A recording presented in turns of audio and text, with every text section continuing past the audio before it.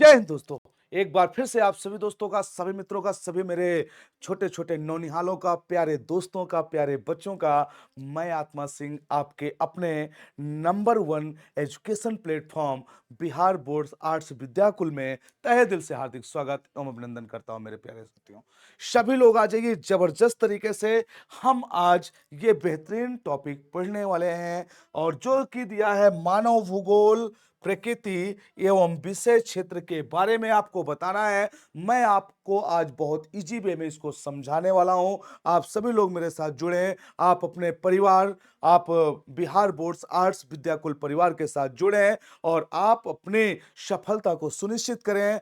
जो भी मेरे मित्र देख रहे हैं, सभी लोग सेशन को ज्यादा से ज्यादा शेयर करेंगे। और अगर किसी ने अभी तक चैनल को सब्सक्राइब नहीं किया तो प्लीज बाबू देरी किस बात की, चैनल को सब्सक्राइब जरूर कर लीजिएगा, बेल आइकन प्रेस कर लीजिएगा। निश्चित रूप से आपको यहां से बहुत बेनिफिट होने वाला है।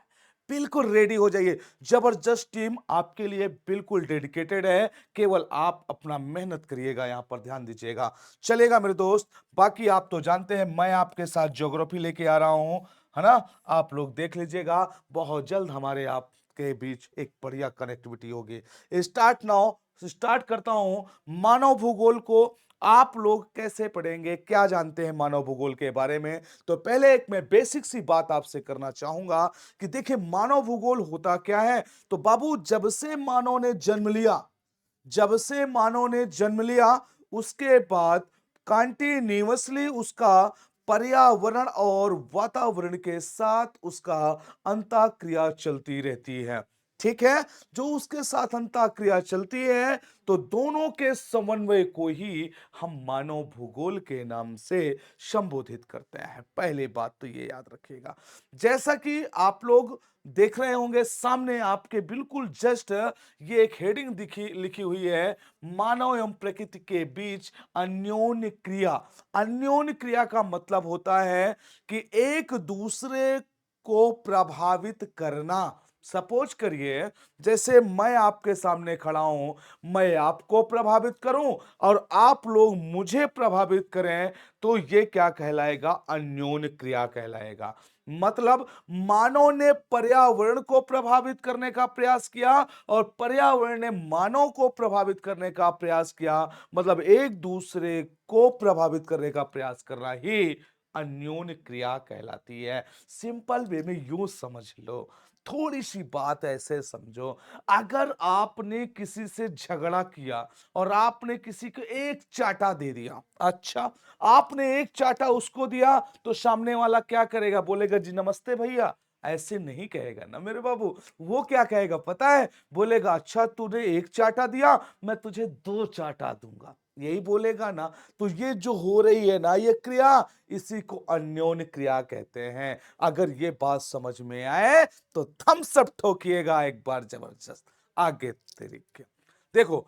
भूगोल पृथ्वी के भौतिक एवं मानवीय तत्वों का अध्ययन करता है।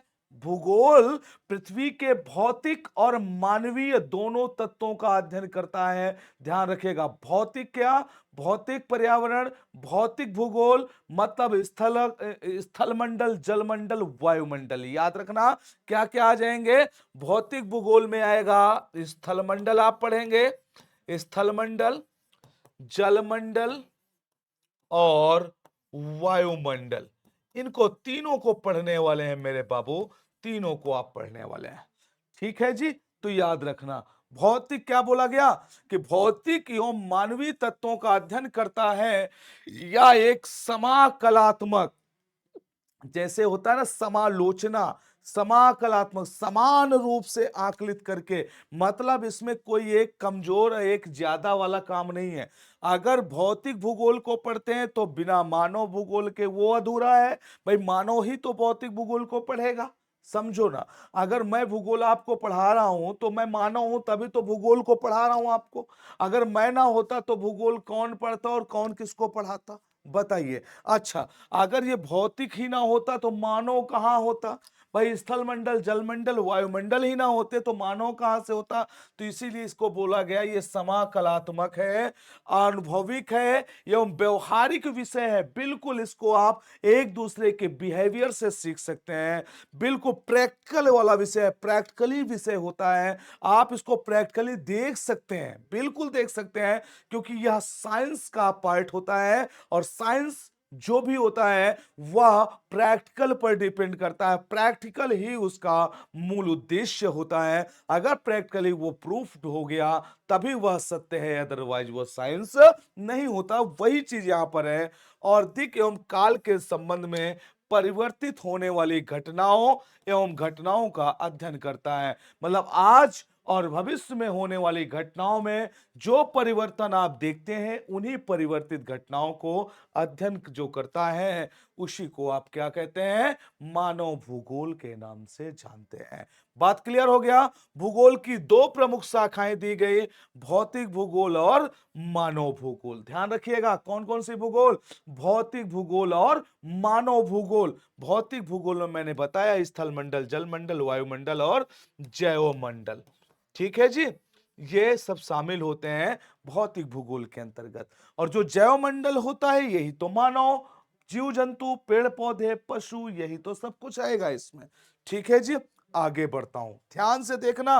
मोस्ट मोस्ट इंपॉर्टेंट ये चैप्टर है और आपके एग्जाम पॉइंट ऑफ व्यू से बहुत इंपॉर्टेंट है। देख लीजिएगा, यहां से क्वेश्चन छपेगा मेरे लाल, मेरे दोस्त, मेरे शेर शेरनियों, छपने वाला है, आज से बिल्कुल छपेगा। देखो, भौतिक भूगोल पृथ्वी के भौतिक तत्वों के अध्ययन। मतलब जो भौतिक भूगोल होता है वो क्या होता है, पृथ्वी के, क्या बोला, भौतिक तत्वों के अध्ययन से संबंधित है। जिसके अंतर्गत आपको क्या मिलेगा, पर्वत मिलेगा, पठार मिलेगा, मैदान मिलेगा, घाटियां मिलेंगी, वायुमंडल मिलेगा, जलमंडल मिलेगा, मतलब सब कुछ आपको मिलने वाला है। अब देखो, अगर एक थोड़ा सा मैं आपके साथ बात करूं, सपोज करिए ये एक यहां तक का क्षेत्र है। मान लिया मैंने, ये पृथ्वी है, ठीक है। इस पृथ्वी में ये वाला पार्ट पर्वत का हो गया, यहां से यहां तक ये पठार का हो गया, इससे नीचे ये वाला मैदान का भाग हो गया, मैदान में ही यहां पर ये आपका मरुस्थल का क्षेत्र हो गया, मैदान में ही पाया जाएगा। और ये हो गया समुद्री क्षेत्र, समुद्र का, समुद्र हो गया। ठीक, अब ये क्या हो गया, मरुस्थल हो गया, ये क्या हो गया, मैदान हो गया। देखो यहां पर, देखो देखो देखो सब लोग, और ये क्या हो गया, पठार हो गया, और ये क्या हो गया, पर्वत हो गया। बुझाया कि नहीं बुझाया, बताओ, बुझाया कि नहीं बुझाया। ये बहुत इजी वे में इसको मैं समझा रहा हूं आपको। पृथ्वी में ये एक स्ट्रक्चर आपके सामने है, जो सबसे ऊंचा नुकीला है वो पर्वत हो गया, ये स्थल में है ना, स्थल में। फिर दूसरे जो थोड़े नीचे है और ऊपर सपाट है, ये पठार हो गया। और जो बिल्कुल और नीचे है वो हो गया मैदान। इसी मैदान का एक भाग होता है मरुस्थल, और उसके बाद का ये वाला क्षेत्र क्या कहलाता है, समुद्र कहलाता है। दे ताली जबरदस्त। इसके ऊपर होता है एटमॉस्फियर, वायुमंडल। वायुमंडल क्या होता है, गैसों का मिश्रण होता है, 5 परतें होती हैं, इसके ऊपर क्या हो जाएगा, वायुमंडल होता है।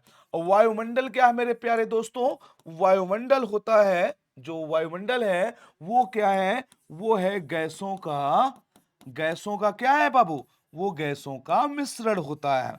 ठीक है, वो क्या हो जाता है, गैसों का मिश्रण। तो यही तीनों चीजें जो इंपॉर्टेंट हैं, याद रखना। ये स्थल हो गया, और जहां ये समुद्र भरा है ये क्या हो गया, ये जलमंडल हो गया, और इसी में ये मरुस्थल है स्थल में, और इसके बाद ये वायुमंडल हो गया ना कंप्लीटली। अगर कोई डाउट हो तो कमेंट करके बताइएगा, मैं फिर बताऊंगा, लेकिन याद रखना गलती नहीं करना आप लोगों को। ठीक है जी, चलिए आइए आते हैं इधर। वायुमंडल, महासागर आदि भौतिक भूगोल के मुख्य तत्व होते हैं। हो गई बात यहां तक, आगे देखो। मानव भूगोल प्राकृतिक एवं मानवीय जगत के बीच, जो मानव भूगोल होता है वो प्राकृतिक मतलब जो नेचुरल चीजें हैं और जो मानवीय घटक हैं उनके बीच संबंध स्थापित करता है मानव के द्वारा। देखो यहां पर ध्यान से देखना, प्राकृतिक एवं मानवीय जगत के बीच संबंध और मानवीय परिघटनाओं के जो मानव के द्वारा घटनाएं घटित की जाती हैं या कोई भी घटनाएं होती हैं, स्थानिक वितरण तथा उनके घटित होने के कारण एवं विश्व के विभिन्न भागों में सामाजिक और आर्थिक, मोस्ट इंपॉर्टेंट याद रखना, ये पॉइंट्स याद रखना यहां से, सामाजिक और आर्थिक विभिन्नताओं का अध्ययन करता है। बहुत ही इंपॉर्टेंट है ये दोनों पॉइंट, याद रखना इसको, है ना। क्या दिया दिया कि मानवीय परिघटनाओं के स्थानिक वितरण। भाई अब देखो, मानव का जो वितरण है हमारे पृथ्वी में वह भी समान नहीं है, असमान है। अब अगर मैं पीछे चलूं यहां से थोड़ी देर के लिए आपके साथ, एक मिनट पीछे चलूं, यहां पर आता हूं। अब मुझे बताओ, पर्वत में ज्यादा लोग होंगे कि पठार में? तो आप लोग सीधा से जवाब दे पाओगे कि सर यहां पर कम होंगे, इसकी अपेक्षा यहां पर थोड़े से ज्यादा होंगे। अगर यहां पर 100 आदमी है तो यहां पर करीब 500 आदमी होंगे। ठीक है, 500 लोग होंगे। आपसे मैं अगला प्रश्न करूं कि आप बताओ बाबू, मैदान में ज्यादा होंगे कि पठार में, कहां होंगे? तो आप कहेंगे सर ये मैदान में ज्यादा होंगे। कितने होंगे? अगर यहां 500 है तो निश्चित रूप से यहां पर कितने होंगे? 5000 लोग होंगे। ठीक है, कितने हो जाएंगे? यहां पर 5000 लोग हो जाएंगे। अच्छा, फिर मैंने कहा तो बाबू मरुस्थल में बताओ। तो तुमने कहा, तुम लोगों ने कहा, बच्चों तुम लोग मेरे प्यारे प्यारे खिलौनों, तुम लोगों ने कहा कि ये 500 अगर यहां है, 5000 यहां है, तो यहां पर कितने होंगे? तो निश्चित रूप से 1500 तक तो यहां पर भी होंगे, 1500 तक यहां पर होंगे। अब देखो सबसे ज्यादा लोग कहां पाए जाएंगे? मैदान में, फिर मरुस्थलीय क्षेत्र के आसपास, फिर पठारी क्षेत्र में आप देख लिए, फिर आपको कहां मिल जाएंगे? पर्वतीय क्षेत्र में मिल जाएंगे। यहां से बात क्लियर है? चलो आगे बढ़ता हूं। ठीक ठीक है, ध्यान देते रहना मेरे प्यारे दोस्तों। तो आर्थिक विभिन्नताएं होंगी, विभिन्न भागों में सामाजिक विभिन्नताएं होंगी, है ना भाई। जैसे जनजातियां हैं, जनजातियां कहां पर निवास करती हैं? ज्यादातर पर्वतीय पठारी क्षेत्रों में निवास करती हैं, है ना। उनका रहन सहन, खान पान, सांस्कृतिक, सामाजिक, आर्थिक, उनका कई सारे डिफरेंसेस है ना। अब देखिए, अगर कोई कश्मीर में है, कोई उत्तराखंड में है, कोई अरुणाचल के क्षेत्र में है, कोई सिक्किम के एरिया में है, कोई मेघालय में है, तो कोई मणिपुर में है, कोई मिजोरम में है। तो अब अगर उधर के एरिया को आप चेक करें और फिर आ जाइए गंगा के मैदान के क्षेत्र में, उत्तर प्रदेश, बिहार, पश्चिम बंगाल, इन एरिया में आ जाइए, तो निश्चित रूप से बहुत बड़ा डिफरेंस आपको देखने को मिलेगा। भूगोल में मानव प्रकृति के बीच सतत परिवर्तनशील अन्योन्य क्रिया चलती रहती है, मतलब हमेशा परिवर्तन होता रहता है। भाई मानव नया नया इनोवेशन करता है, नया नई खोज करता है ना। तो पर्यावरण उतना ही, भाई अगर मानव ज्यादा उस पर हावी हो जाएगा पर्यावरण पे, तो पर्यावरण दूषित होने लगेगा। जब पर्यावरण दूषित होगा तो पृथ्वी मैया हमसे एक दिन फोन में बोले, फोन की थी एक बार, बोले कि जानते हैं आत्मा जी, अगर कोई पर्यावरण को आवश्यकता से अधिक हानि पहुंचाएगा तो मुझे अपना मैनेजमेंट करना आता है, और मैं फिर उसके बाद भूकंप, ज्वालामुखी, भूस्खलन की तरीके का बहुत सारी व्यवस्थाएं दूंगी या करूंगी, जिसको आप लोग आपात स्थिति कहेंगे। आप लोग कहेंगे ये डिजास्टर आ गया, है ना, ये इस तरह से अब सब नष्ट हो जाएगा। तो भैया वो आप जानिए, मुझसे बताएं। तो कहें इसीलिए बच्चों को समझाना कि पर्यावरण को ज्यादा दूषित ना करें, क्योंकि अगर हमने आपको कुछ दिया है तो हम आपसे छीन भी सकते हैं। तो देखिए यहां पर बीच सतत परिवर्तनशील अन्योन्य क्रिया से उत्पन्न सांस्कृतिक लक्षणों की स्थिति, वितरण किया है। तो देखिए हर जगह पर विभिन्न विभिन्न प्रकार की संस्कृतियां हैं, भोजन के भाई विभिन्न प्रकार के वहां के रहन सहन है, खान पान है, बोली भाषा है, सब कुछ डिफरेंस डिफरेंस प्रकार की पाई जाती है। विशेषताओं एवं कारणों का अध्ययन किया जा सकता है। जैसा कि मैं आपको बताऊं, यहां पर देखो मानव भूगोल की कुछ इंपॉर्टेंट परिभाषाएं आपके साथ मैं शेयर करने वाला हूं, ध्यान से देखिएगा। जैसे रेटजेल महोदय की अगर मैं बात करूं, मानव भूगोल के पिता के रूप में इनको जाना जाता है, रेटजेल महोदय को मानव भूगोल का आधुनिक पिता कहा जाता है, आधुनिक जनक कहा जाता है। किसको? रेटजेल महोदय को। और इनके द्वारा एक महत्वपूर्ण मोस्ट मोस्ट इंपॉर्टेंट, बहुत इंपॉर्टेंट, इनके द्वारा एक महत्वपूर्ण पुस्तक लिखी गई थी जिसका नाम है क्या? एंथ्रोपोजियोग्राफी। क्या? एंथ्रोपोजियोग्राफी। एंथ्रोपोजियोग्राफी नाम की इन्होंने पुस्तक लिखा था, जिसमें ग्रंथ में मानव भूगोल को परिभाषित किया। और ये बहुत इंपॉर्टेंट है, ठीक है। इन्होंने बताया, क्या बताया? कि भैया मानव भूगोल जो है ना, मानव समाज और हमारे इस धरातल के बीच महत्वपूर्ण संबंधों का संश्लेषण है। और कहीं ना कहीं जो यह संश्लेषण है वो अकॉर्डिंग टू नेचर चलेगा, मतलब प्रकृति के अनुसार चलेगा। मानव हावी नहीं रहेगा, जैसे निश्चयवाद का सिद्धांत है या नियतिवाद का सिद्धांत है। रेटजेल महोदय ने बिल्कुल उसी का समर्थन किया। क्या बोला उन्होंने? उन्होंने कहा, देखो बाबू, यहां पर उन्होंने बताया कि जो मानव भूगोल मानव समाजों और धरातल के बीच संबंधों का संश्लेषित अध्ययन है। ठीक है जी, चलिएगा आगे ध्यान दीजिए। यहां पर ये चीजों को देख लिया आपने, बहुत बढ़िया। अब इसके बाद देखो मैंने क्या बताया कि यहां पर जैसे नियतिवाद, नियतिवाद या या निश्चयवाद के ये समर्थक थे। निश्चयवाद के वाद के समर्थक थे। मतलब वही चीज कहने का कि पर्यावरण जैसा चाहेगा, वातावरण जैसा चाहेगा, वैसा ही आपको रहना होगा। तो रेडजल महोदय हो गए। आगे देखिए, ये बहुत इंपॉर्टेंट है, कुमारी एलन सैंपल, है ना। ये बहुत इंपॉर्टेंट है, देखिएगा यहां पर इसको। ये एक और भूगोलवेत्ता है मानव भूगोल के बारे में, और ये अमेरिका में रहने वाली थी। अमेरिका में, और रेडजेल महोदय की एक शिष्या थी, अमेरिकी शिष्या थी। रेडजेल की शिष्या और विख्यात अमेरिकन भूगोलवेत्ता थी। कौन? कुमारी एलन सैंपल, ठीक है। और पर्यावरण, अगर बात करूं मैं, तो पर्यावरणीय निश्चयवाद की ये कट्टर समर्थक भी थी। बहुत बहुत इंपॉर्टेंट, क्योंकि भैया जो गुरु ही नियतिवाद या निश्चयवाद का समर्थक है, मैंने प्रीवियस में आपको समझाया। यहां पर देखो, गुरु नियतिवाद या निश्चयवाद का समर्थक है, तो शिष्या भी तो निश्चयवाद या नियतिवाद के समर्थक होगी, होंगे कि नहीं होंगे? बिल्कुल वही चीज। उनके अनुसार मानव भूगोल जो है वो अस्थिर पृथ्वी के क्रियाशील मानव के बीच परिवर्तनशील संबंधों, है ना, परिवर्तनशील संबंधों का अध्ययन करता है। अब परिवर्तनशील संबंधों का अध्ययन, सैंपल ने भी यही बताया। क्या बताया? कि प्रकृति जैसा चाहेगी, प्रकृति जैसा चाहेगी, मतलब जैसा आपका इन्वायरमेंट, वातावरण चाहेगा, व्यक्ति उसी के अकॉर्डिंग काम करेगा। मतलब कहने का कि व्यक्ति यहां पर या मानव यहां पर निष्क्रिय रहेगा। वो अपने से कोई नया इनोवेशन या नई कोई व्यवस्थाएं नहीं दे पाएगा। वो जैसा प्रकृति ढालेगा उसको, मतलब जैसे प्रकृति मानव को ढालेगी, उसी तरह से व्यक्ति उसी के अकॉर्डिंग ढलता चला जाएगा।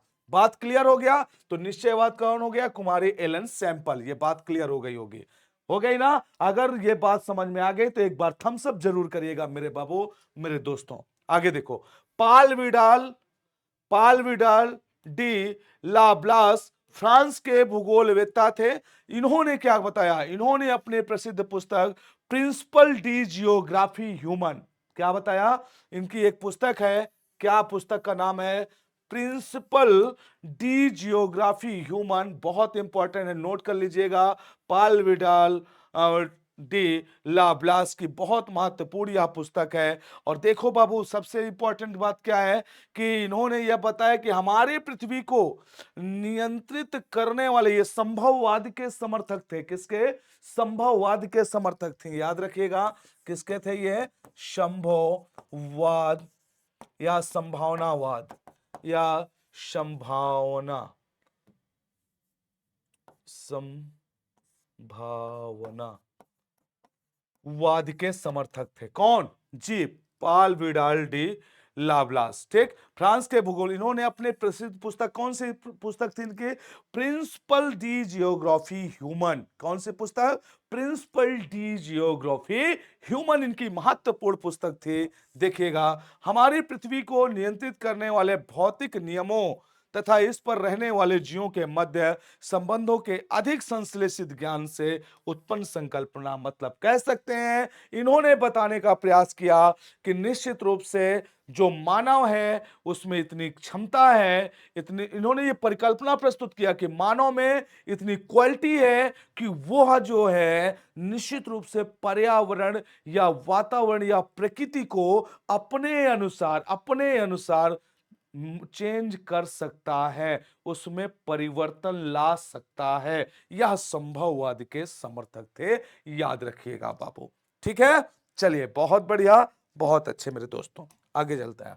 देखिए नेक्स्ट बोला गया क्या, मानव भूगोल की प्रकृति बहुत इंपॉर्टेंट, मोस्ट मोस्ट इंपॉर्टेंट, मानव भूगोल के प्रकृति, मानव भूगोल भौतिक पर्यावरण तथा मानव जनित सामाजिक सांस्कृतिक। सोचिएगा, मतलब जो यहां मानव है, पर्यावरण, मानव भूगोल के प्रकृति, मानव भूगोल भौतिक पर्यावरण तथा मानव जनित, है ना, मानव जनित सामाजिक सांस्कृतिक पर्यावरण के अंतर्गत, है ना।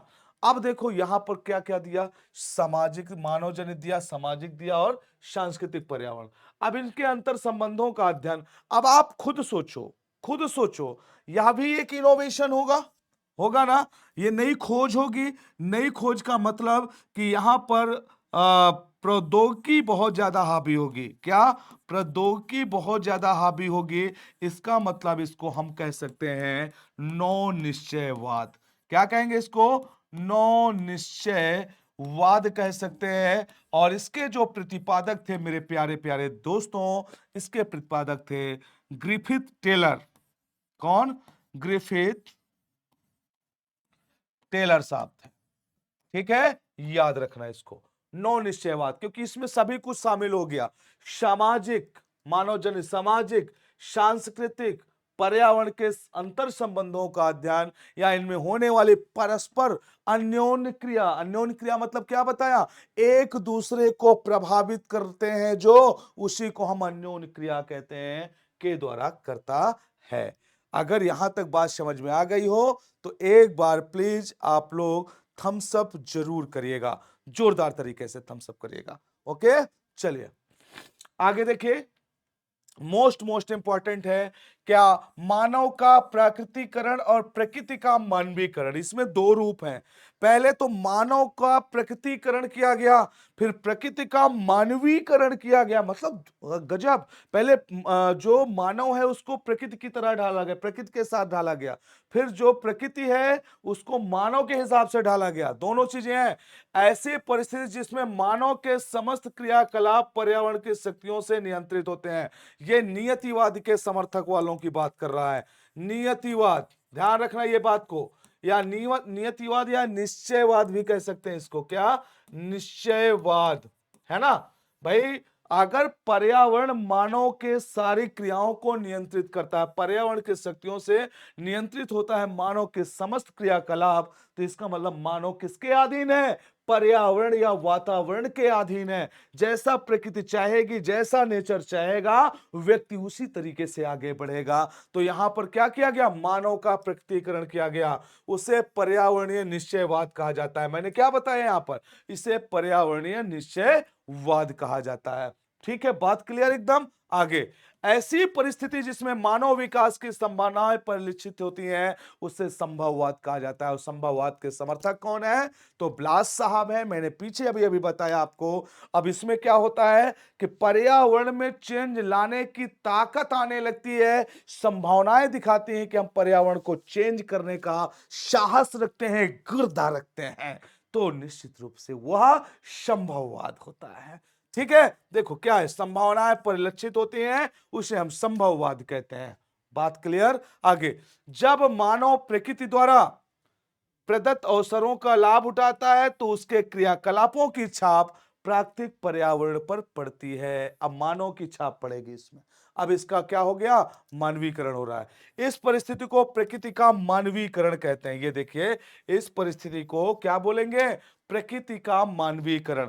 अब देखो, जब मानव इतना इनोवेशन कर लिया, इतना प्रौद्योगिकी में आगे बढ़ गया कि उसने प्रकृति के नियमों को चेंज करना शुरू कर दिया। सपोज दैट कि जैसे गर्मी का टाइम आ रहा है, आप अपने कमरे में एसी लगा लीजिए, है ना? आप अपने कमरे में एसी लगा लीजिए, कमरे का इन्वायरमेंट ही चेंज कर दीजिए, आराम से ठंडा ठंडा, cool cool, Dermi cool powder लगाने की कोई जरूरत नहीं है ना? इसी में से ठंडा ठंडा हो जाएगा। पानी, गर्म पानी है, उसको फ्रीजर में रखिए, फ्रिज करिए, उसको आराम से ठंडा ठंडा पानी पीजिए। ये सब क्या? ये इन्वायरमेंट को चेंज ही तो करना है भाई, वातावरण को चेंज कर दिया। वाह, कितना पावरफुल आदमी हो गया, बड़ा पावरफुल आदमी हो गया। वाह, क्या बात है ना? मनुष्य बड़ा पावरफुल आदमी है। वाह, चलिए आइए यहां पर फिर से। तो ये हो गया, उसके क्रियाकलापों की छाप प्रकृति पर्यावरण पर पड़ती है। बिल्कुल पड़ेगी। प्रकृति के जो भी रूल्स हैं उसको वो तोड़ देगा, क्योंकि उसमें परिवर्तन करने की क्षमता आ गई है। आगे चलते हैं। नेक्स्ट देखो, नौ निश्चयवाद। अब नौ निश्चयवाद अभी अभी मैंने बताया, ग्रिफिथ टेलर ने दिया है इसको। किसने दिया है मेरे दोस्त? ग्रिफिथ टेलर ने दिया है नौ निश्चयवाद को। अब देखो, समझो यहां पर, इसे आधुनिक निश्चयवाद या वैज्ञानिक निश्चयवाद भी कहते हैं। मैंने क्या कहा? इनोवेशन होने लगे थे इस टाइम पे। देखो, जैसे मैंने अभी एसी ओसी की बात किया, इसी तरह से बहुत सारे तरीके आप देख सकते हैं। जैसे यहाँ इंडिया से आपको यूएसए जाना है तो वायुयान है, तुरंत जेट विमान स्वयं पहुंच गए आप, है कि नहीं? ये सब जल्दी से पहुंचने का क्या क्रिया है? ये सब तो इनोवेशन है ना, नया नया। भाई, पर्यावरण के साथ तो ये चीजें आई हैं आपके पास। इसे आधुनिक निश्चयवाद या वैज्ञानिक निश्चयवाद भी कहा जाता है। किसको? नौ निश्चयवाद को। किसने दिया है? ग्रिफिथ टेलर ने दिया है। मैंने बताया है आपको, याद रखिएगा। यह निश्चयवाद और संभावनावाद के चरम सीमाओं के बीच की विचारधारा है। मतलब यह निश्चयवाद और संभववाद के बीच के रास्ते से निकला हुआ एक एवरेस्ट है। एवरेस्ट, माउंट एवरेस्ट की तरह है। ठीक है। नौ निश्चयवाद को रुको और जाओ निश्चयवाद भी कहते हैं। देखो भैया, जैसे रुको और जाओ की बात करूं मैं, तो जैसे आप लोग ट्रैफिक, कोई ये चौराहा है ये, इस चौराहे पे मेरे प्यारे प्यारे साथियों, आप इधर से बाइक से चले आ रहे हैं और यहां पर ये लाइटें लगी हैं, यहां पर रेड लाइट हो गई, तो आप क्या करेंगे? यहां पे रुक जाएंगे। अब रेड लाइट हो गई तो उसका मतलब हो गया रुको। रेड लाइट क्या हो गया? रुको। ध्यान रखना, रेड लाइट क्या हो गया? रुको। रेड लाइट रुको, है ना? फिर इसके बाद क्या आ जाएगी? आ जाएगी पीली लाइट।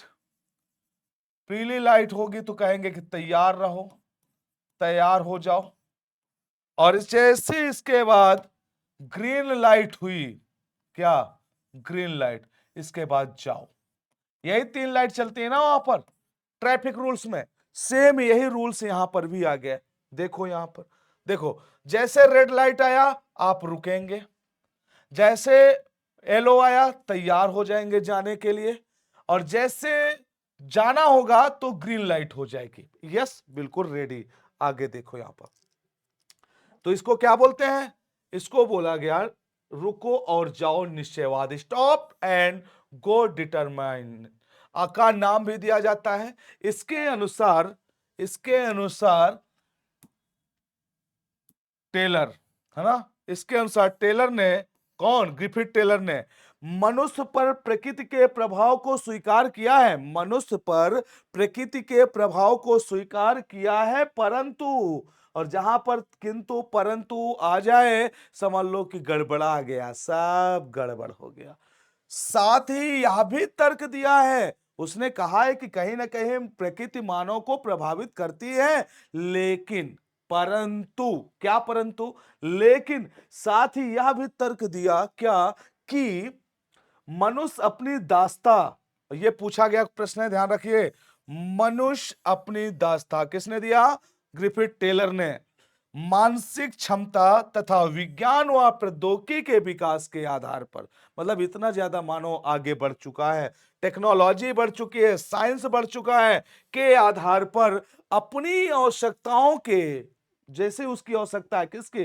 मानव की, मेरी, आपकी, सबकी। जैसे मोबाइल पे आप देख रहे हो, लैपटॉप पे देख रहे हो, ये सब क्या है? प्रौद्योगिकी है। ये सब क्या है? साइंस है। और ये कहां से आया? नेचर से आया। तो जितनी आपको जरूरत है उतनी आवश्यकताओं के अनुसार प्रकृति का उपयोग भी करता है या कर सकता है, उसी के अनुसार आप इसका उपयोग करते हैं, उपभोग करते हैं बाबू। ठीक है, चलो आगे देखेंगे। अब आगे, आगे आ जाओ। आगे देखो, यहां पर कहा गया क्या? समय के गलियारों में मानव भूगोल का इतिहास। समय के साथ लगातार कैसे कैसे मानव भूगोल एकदम बॉटम से, पहले ऐसे चलता था, फिर ऐसे चला, फिर ऐसे चला, फिर ऐसे चला, फिर ऐसे चला, फिर बढ़िया वीआईपी कोट पैंट पहन के चलना शुरू कर दिया। पहले नंग धड़ंग रहता था, फिर ऐसे चलना शुरू किया। देखो, मानव भूगोल के अध्ययन का इतिहास तब से चला आ रहा है जब मानव पृथ्वी पर पैदा हुआ था, है ना? जब मानव पृथ्वी पर क्या हुआ? पैदा हुआ था, तब से मानव भूगोल का इतिहास चला आ रहा है। ठीक है। मानव भूगोल के अध्ययन की संकल्पना उस समय से की जा सकती है जब मानव ने भौतिक पर्यावरण के साथ अन्योन क्रिया करना शुरू किया। अब भौतिक पर्यावरण के साथ अन्योन क्रिया तो करेगा ही करेगा। भाई मानव क्या करेगा? पर्यावरण को प्रभावित करेगा। और पर्यावरण या वातावरण वो किसको? मानव को प्रभावित करेगा। यही तो अन्योन क्रिया होती है, यही तो मैंने बताया। उपनिवेशवाद के युग से आधुनिक युग तक मानव भूगोल को ने बहुत उन्नति किया। और उपनिवेश काल का मतलब क्या हो जाता है? उपनिवेशवाद, जब ब्रिटिश गवर्नमेंट भारत में, जी बिल्कुल, ब्रिटिश काल में इंडिया के लिए, पूरे विश्व में भी जब दूसरे दूसरे देशों में शासन कर रहे थे, उसी को उपनिवेशिक काल कहा गया। वहां से लेकर के, हाँ, वहां से लेकर मेरे प्यारे दोस्त, कहां तक? आज तक, आधुनिक युग तक में मानव भूगोल ने बड़ी उन्नति किया, बड़ा ग्रोथ किया, बहुत जबरदस्त ग्रोथ किया। उसी को आगे हम पढ़ने वाले हैं। ध्यान दीजिएगा। ये देखो, मानव भूगोल के क्षेत्र और उपक्षेत्र। मेरे प्यारे साथियों, ये चीज भी आपको जानना बहुत जरूरी, यहां से प्रश्न पूछा जाएगा। मानव भूगोल के क्षेत्र उपक्षेत्र कौन कौन से हैं? ठीक है, ध्यान से पढ़ना।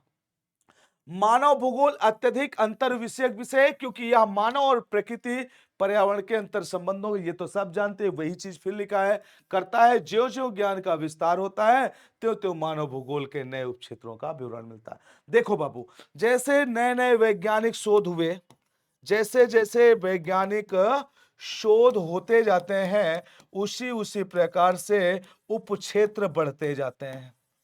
ठीक है जी, क्या बढ़ते जाते हैं? उपक्षेत्र बढ़ते जाते हैं। किसी बच्चे का एक ये प्रश्न था, मुझे लगता है, पता नहीं, देख लेते हैं। ज्यो ज्यो ज्ञान का विस्तार होता है, त्यों त्यों मानव भूगोल के नए उपक्षेत्रों का विकास होता है। मानव भूगोल के नए आयाम जुड़ते हैं। बिल्कुल भाई, जितना नया इनोवेशन होगा और जिस क्षेत्र से वो जुड़ा होगा, उसका उपक्षेत्र ही तो कहलाएगा। सपोज दैट मैं आपके सामने एक सीट प्रस्तुत करना चाहूंगा। ये तालिका को आप देखिएगा, आपके सामने एक ये तालिका है, इस पर गौर फरमाइएगा थोड़ी देर के लिए।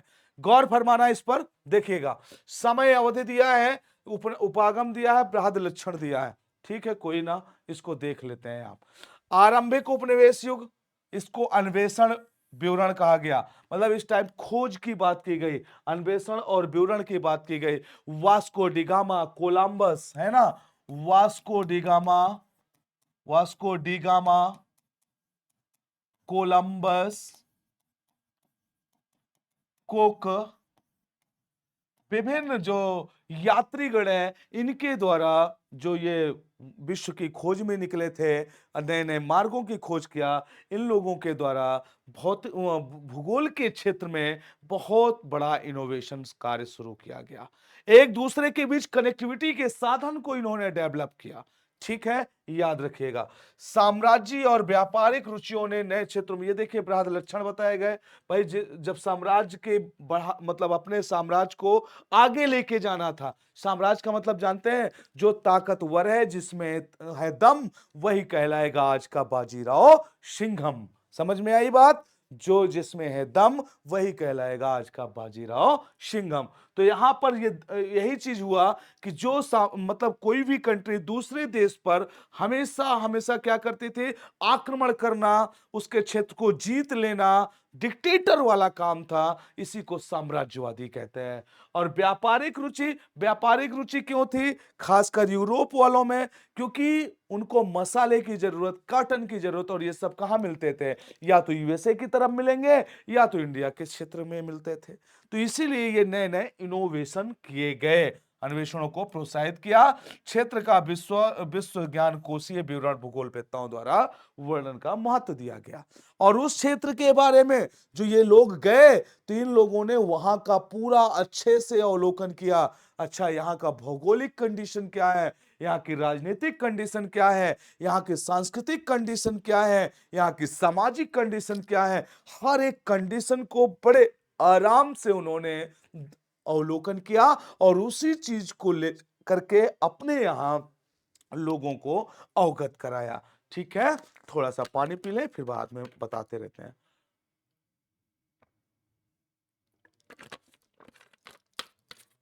चलिए आइए, फिर इसके बाद क्या होगा, देखो, उत्तर उपनिवेश युग, मतलब उपनिवेश मतलब जो ब्रिटिश गवर्नमेंट है उसके बाद की बात कर रहा हूं। अब देखो, प्रादेशिक विश्लेषण। अब जब यहां तक ये चीजें हो गई, ये खोज हो गई, तो प्रदेश के सभी पक्षों के विस्तृत वर्णन, वही तो मैं बता रहा था, सामाजिक, आर्थिक, राजनीतिक, सांस्कृतिक, हर एक पहलू पर ध्यान दिया। यह था कि सभी प्रदेश पूर्ण अर्थात पृथ्वी के भाग हैं, अतः इन भागों को पूरी समझ पृथ्वी पूर्ण रूप से समझने में सहायता करेगी। अगर हम किसी एक प्रादेशिक क्षेत्र का अवलोकन करते हैं, अच्छा अध्ययन करते हैं, तो निश्चित रूप से यह पृथ्वी, संपूर्ण पृथ्वी के अध्ययन में हमारी मदद करेगी। सपोज करिए, अगर हम किसी पेड़ में हमें चढ़ना है, सोचो, जैसे ये कोई एक पेड़ है मेरे दोस्त, ये कोई एक पेड़ है। अब इस पेड़ में हमें, आपको, सबको, मतलब किसी एक व्यक्ति को चढ़ना है, तो पहले वो जुगाड़ यहां पर ढूंढेगा कि कैसे यहां से चढ़े, कि वो डायरेक्ट सोचेगा कि मैं यहां जाके बैठ जाऊं, ऐसा नहीं होगा ना। पहले अगर यहां से चढ़ेगा तब यहां जाके बैठेगा। तो संपूर्ण पेड़ मतलब हो गया आपका पृथ्वी, है ना। और जो यहां से शुरुआत कर रहा है, ये हो गया उसका प्रदेश। तो उस मतलब इन जो खोजकर्ता थे, इनका कहना था कि अगर हम छोटे छोटे प्रदेशों का अध्ययन कर लेंगे, तो हमें संपूर्ण पृथ्वी के अध्ययन करने में आसानी हो जाएगी। अगर यह व्यक्ति आराम से इसको चढ़ेगा, तो यह आगे चढ़ जाएगा, फिर यहां चढ़ जाएगा, फिर धीरे धीरे करके वो यहां तक भी जा सकता है, क्योंकि उसको पता हो जाएगा कि हाँ, किधर से चढ़ना है, कैसे कैसे चढ़ना है। तो सेम वही कंडीशन, कि जब हम प्रादेशिक अध्ययन कर लेंगे, तो हमें पृथ्वी की अध्ययन करने में आसानी होगी और आराम से पृथ्वी के सभी क्षेत्रों का हम इवेल्युएशन कर सकते हैं, मूल्यांकन कर सकते हैं मेरे दोस्त। ठीक है, चलिए आगे चलते हैं। देखिए, यहां पर दिया गया है, कुछ चीजें और आपके साथ साझा की गई हैं, आप लोग इसको पढ़ लीजिएगा। अंतर युद्ध अवधि के बीच 1930 का दशक, है ना, इसको आप लोग देख लीजिएगा। और बाबू, आज जो है हम इसको यहीं तक रखते हैं, फिर मिलते हैं नेक्स्ट क्लास में आपके साथ, और फिर उसके बाद हम इसके आगे कंटिन्यू करेंगे और आपको इसके बारे में बताएंगे।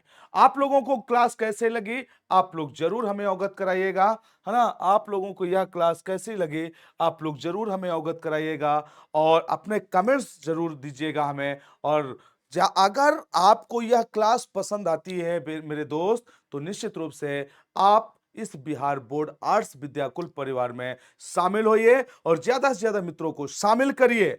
चैनल को सब्सक्राइब करिए, बेल आइकन दबाइए।